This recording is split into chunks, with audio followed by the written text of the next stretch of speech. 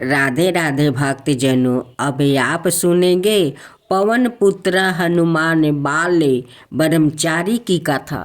पवन पुत्र हनुमान बाल ब्रह्मचारी थे, लेकिन मकरध्वज को उनका पुत्रा कहा जाता है। यह कथा उसी मकरध्वज की है। वाल्मीकि रामायण के अनुसार लंका जलाते समय आग की तपिश के कारण हनुमान जी को बहुत पसीना आ रहा था।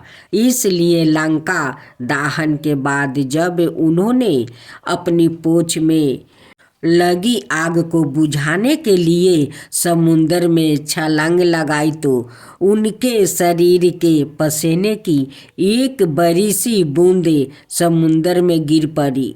उस समय एक बड़ी मछली ने भोजन समझकर वो बूंद निगल लिया। उसके उदर में जाकर वो बूंद एक शरीर में बदल गई। एक दिन पाताल के असुर राज वही रावण के सेवकों ने उस मछली को पकड़ लिया। जब वो उसका पेट चीर रहे थे तो उसमें से बानर की आकृति का एक मनुष्य निकला। वो उसे वही रावण के पास ले गया। वही रावण ने उस पातालपुरी का रक्षक नियुक्त कर दिया।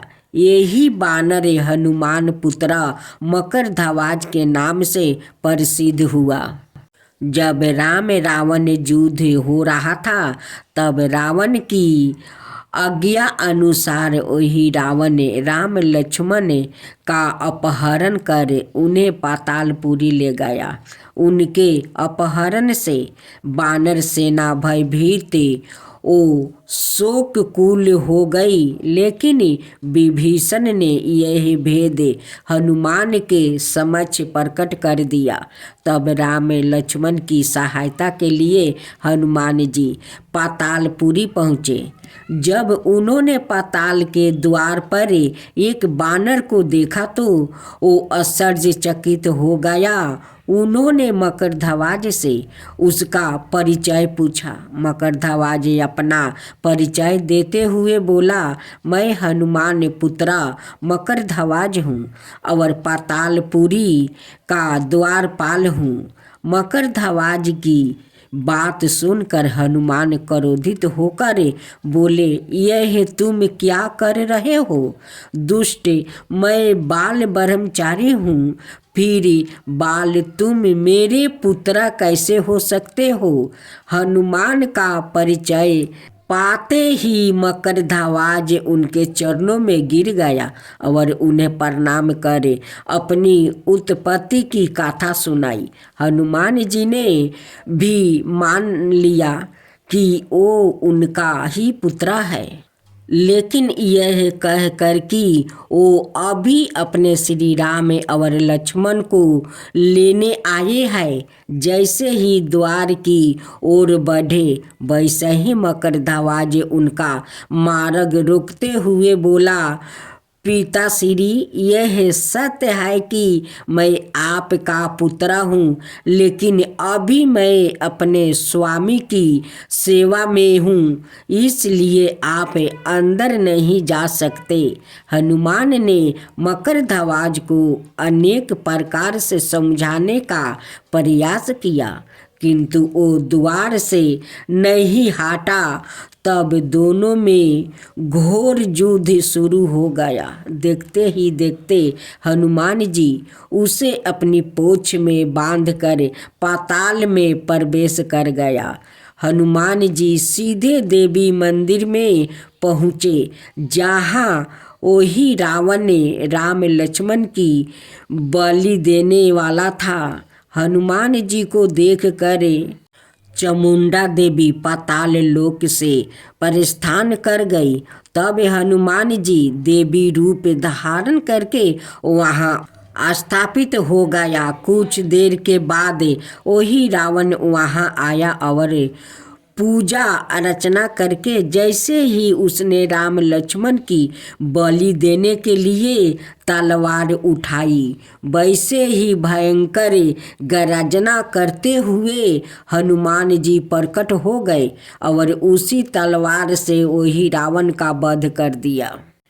उन्होंने राम लक्ष्मण को बंधन से मुक्ति किया।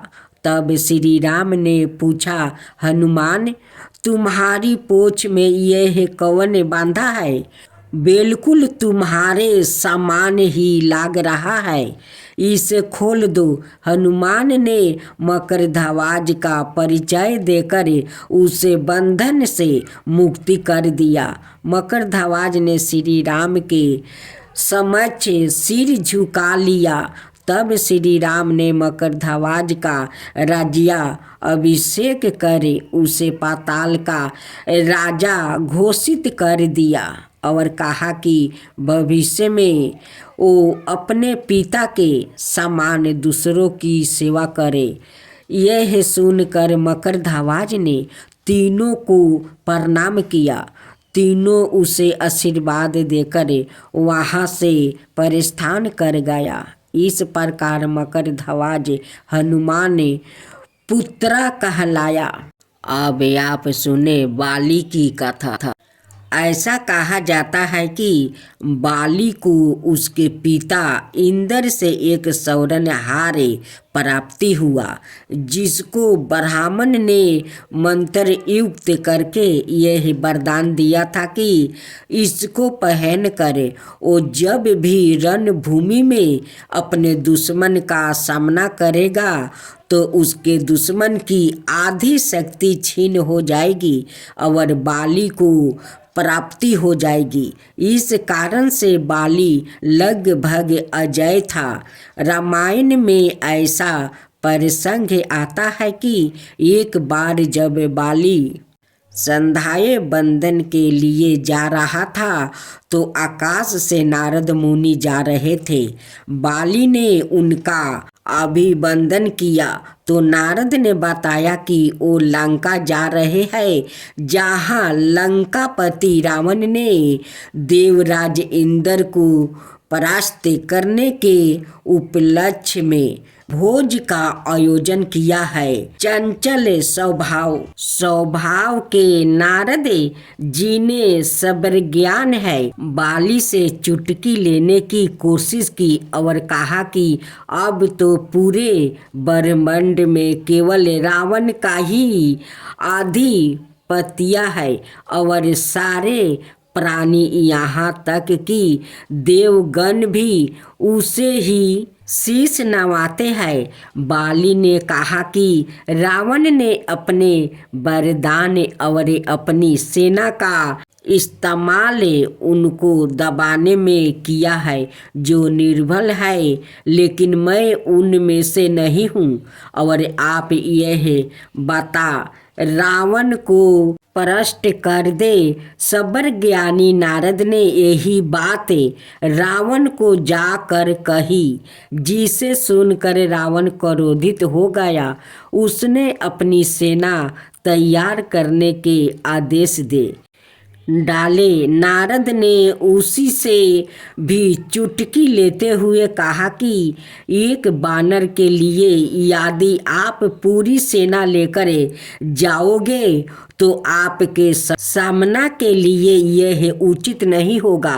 रावण तुरंत मान गया और अपने पुस्तक विमान में बैठकर बाली के पास पहुंच गया। बाली उस समय संध्याय वंदना कर रहा था। बाली की सौरनमयी कांति देखकर रावण घबरा गया और बाली के पीछे से वार करने की चेष्टा की।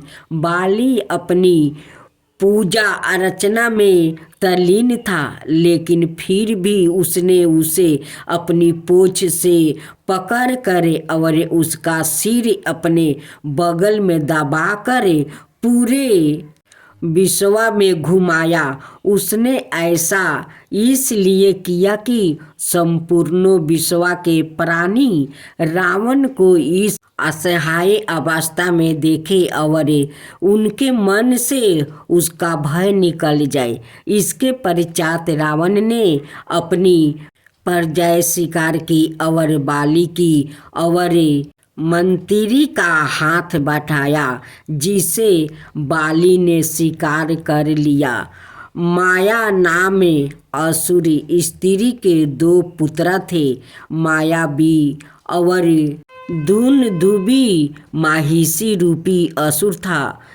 पहाड़ से महान धुंधुबी को अपने बल पर इतना दंभ हो गया कि उसने सागर राज को युद्ध के लिए ललकारा। हालांकि सागर राज उसका दंभ वो ही खत्म कर सकते थे, लेकिन उन्होंने कहा कि ऐसे वीर से वो युद्ध करने में समर्थ है और दुंदुभी को गिरियों के राजा हिमवन के पास जाने को कहा। दुंदुभी हिमवन के पास गया तो हिमवन ने भी उसे युद्ध करने के लिए मना कर दिया और उससे इंद्र के पुत्र बाली को ललकारने का सुझाव दिया, जो कि सिकंदर का राजा था। दुंदुभी तब की सिकंदर के द्वारा में गया और बाली को युद्ध के लिए ललकारा। मद में अस्त बाली ने पहले तो दुंदुभी को समझाने की कोशिश की, परंतु जब वो नहीं माना तो बाली युद्ध के लिए राजी हो गया और दुंदुभी को बड़ी सलाहता से हरा कर उसका वध कर दिया। उसके पश्चात बाली ने दुंदुभी के निर्जीव शरीर को उछाल कर एक ही झटके में 1 योजन दूर फेंक दिया।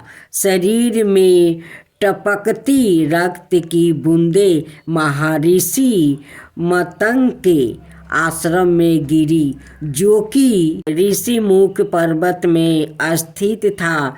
क्रोधित मतंग ने बाली को श्राप दे डाला कि यदि बाली कभी भी उनके आश्रम के 1 आयोजन के दायरे में आया तो वो मृत्यु को प्राप्ति होगा। रामायण की किसी धान खंड में यह भी उल्लेख आता है कि बाली प्रतिदिन सूर्य को जल चढ़ाने पूर्व तट से पश्चिम तट और उत्तर से दक्षिण तटों में जाता था।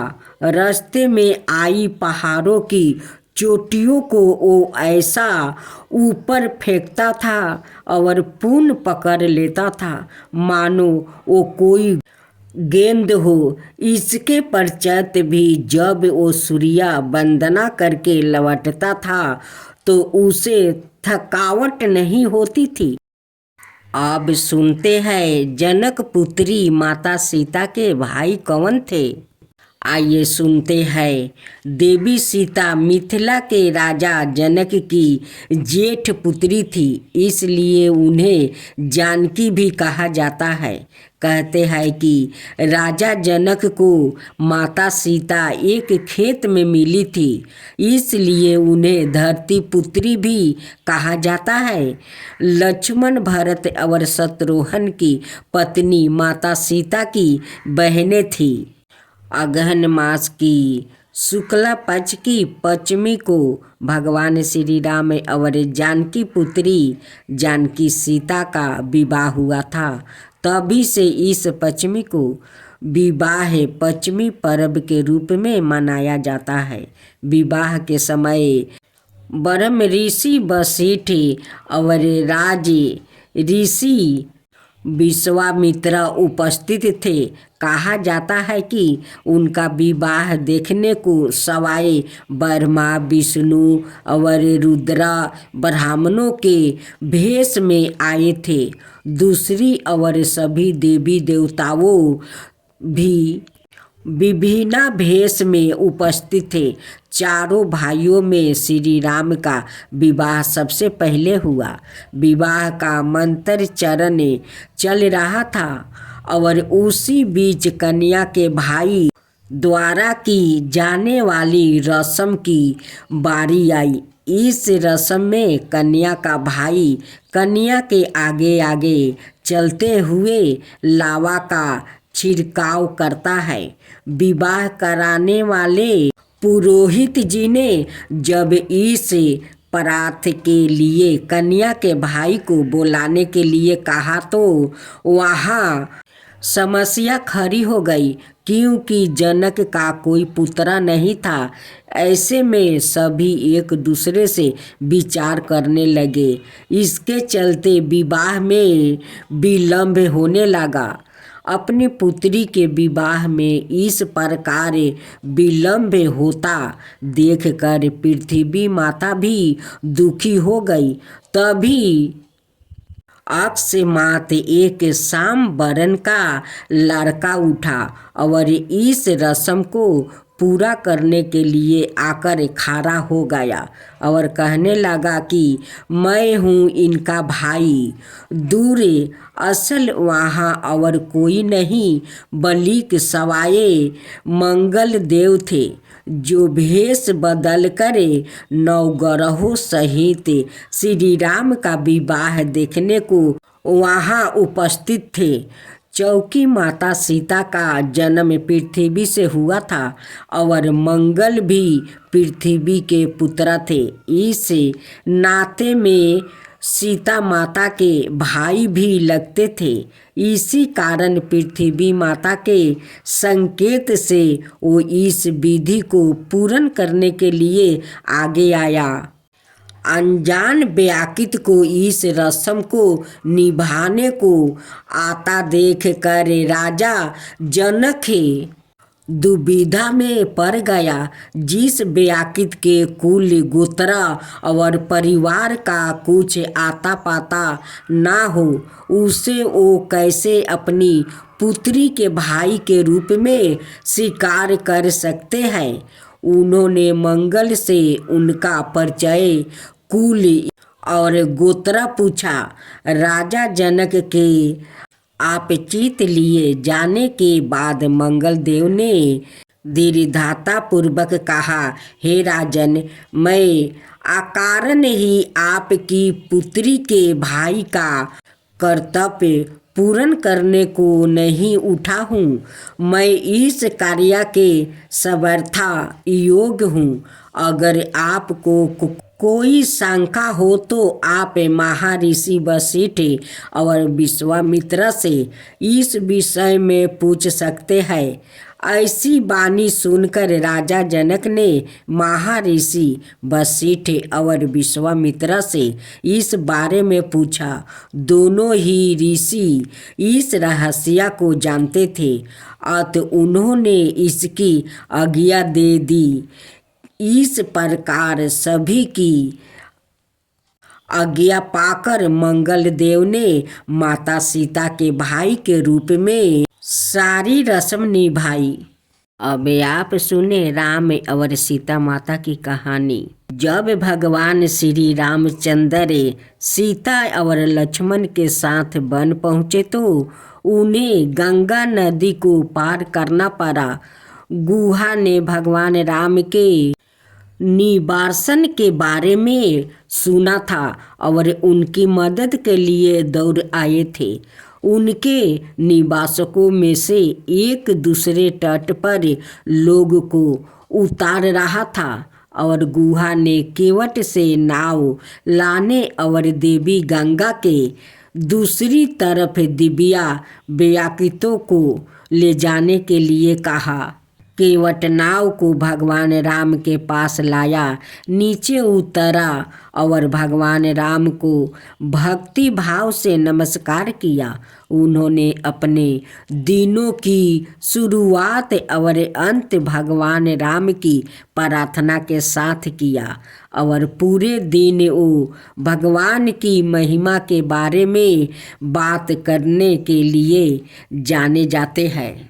केवट ने गुहा से पूछा कि क्या वो नाव में कदम रखने से पहले भगवान के पैर धो सकते हैं। गुहा ने उन्हें नाव में बैठने के बाद उनके पैर धोने को कहा, लेकिन केवट अडिग था और उसने गुहा से कहा कि वो नाव में चढ़ने से पहले भगवान के पैर धोना चाहेगा। गुहा को उसकी जिद पर थोड़ा गुस्सा आया और वो आपा खोने वाला था।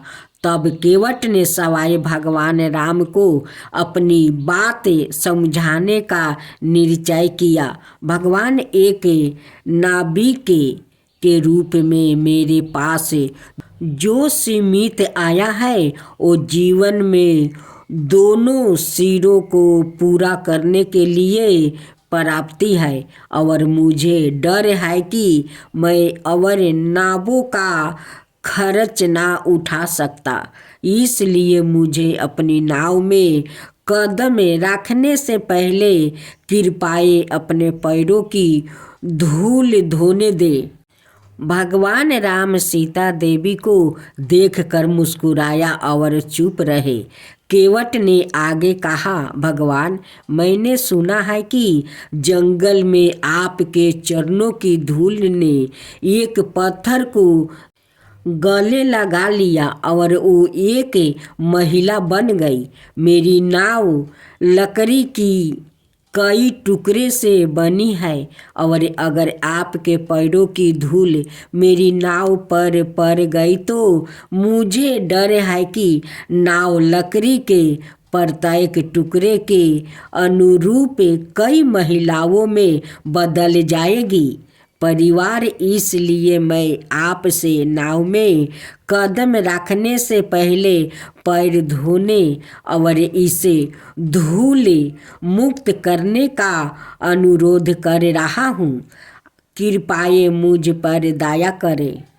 भगवान राम ने उनके शुद्ध और निर्दोष विश्वास की सराहना की। उनको पैरों धोने के बाद केवट ने अपने हाथों को धरती पर रखा और भगवान से नाव में कदम रखने से पहले अपने हाथ पर पैर रखने के लिए कहा। इस तरह उसने भगवान के चरणों का स्पर्श करके अपने सारे पाप धो दिया। केवट ने भगवान के चरण धोकर उन्हें नदी पार कराया। जैसे ही वो नाव से उतरे, माता सीता ने तुरंत अपनी अंगुली से एक औंठी निकाली और भगवान राम को सौंप दी और उन्हें केवट को सौंपने का संकेत दिया। भगवान राम, यह भाई हम आपकी दयालु सेवक के लिए केवल इतना ही भुगतान कर सकते हैं, यह स्वीकार करें। केवट सिर हिलाते हुए, नहीं मेरे भगवान, मैं संभवत आपसे यह स्वीकार नहीं कर सकता। भगवान राम, क्यों केवट? क्योंकि एक ही भेष के लोग एक दूसरे से अपनी सेवा के लिए पैसे नहीं लेते। एक नाई जब दूसरे नाई को बाल कटवाता है तो वो कभी भुगतना नहीं लेता है।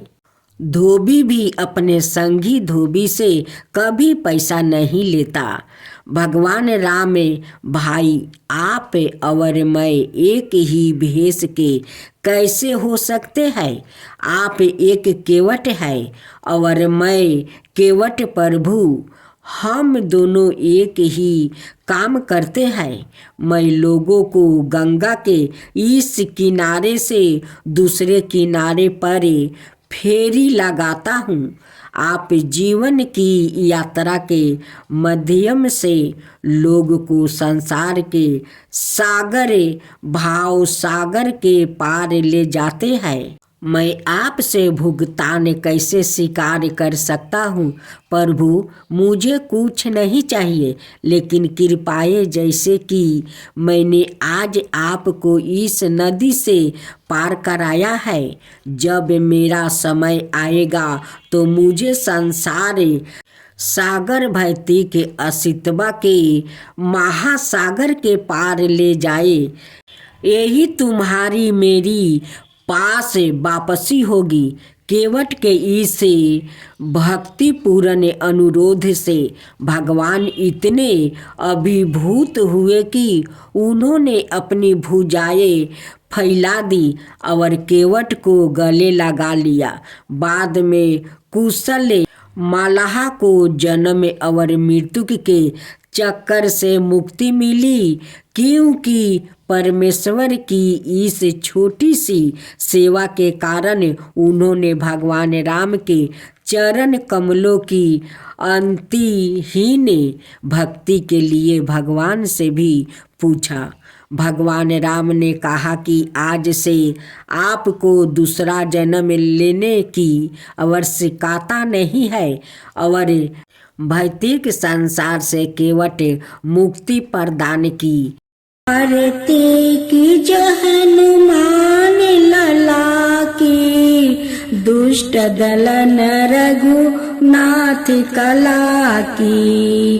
आरती की जो हनुमान लला की, दुष्ट दलन रघुनाथ कला की। जाके बलि से गिरबर कापे, रोग सोग जाके निकट ना झाके। अंजनी पुत्र महाबलदाई, संतन के प्रभु सादा सहाई। आरती की जो हनुमान लला की, आरती की जो हनुमान लला की। देवीरा रघुनाथ पेठाए, लंका जरी सिया सुधिलाए।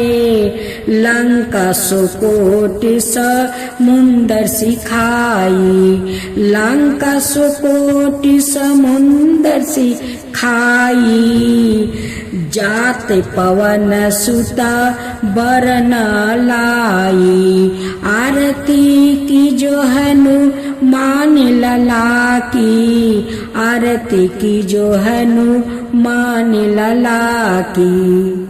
लंका जरी असुर सहारे, सिया राम जी के काज सवारे।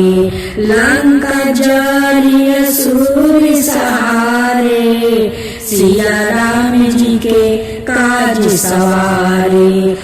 लक्ष्मण मूर्छित पर सकारे, आनि सजीवने प्राण उबारे। लक्ष्मण मूर्छित पर सकारे, आनि सजीवने प्राण उबारे। आरती की जो हनुमान लला की, आरती की जो हनुमान लला की। बैठी पाताल तोरी जन्मे कारे, ओही रावण की भूजा उखारे। बाएं भूजा असुर दल मारे, दाहिने भूजा संतन तारे। आरती की जो हनुमान लला की, आरती की जो हनुमान लला की। सुर नर मुनि आरती उतारे, जय जय जय हनुमान उचारे। सुर नर मुनि आरती उतारे, जय जय जय हनुमान उचारे। कंचन थाली कपूर लो छाई, आरती करत अनजाना माई। कंचन थाली कपूर लो छाई, आरती करत अनजाना माई। आरती की जो हनुमान लला की आरती की जो हनुमान लला की। जो हनुमान जी के आरती गावे बस बैकुंठ पर में पद पावे।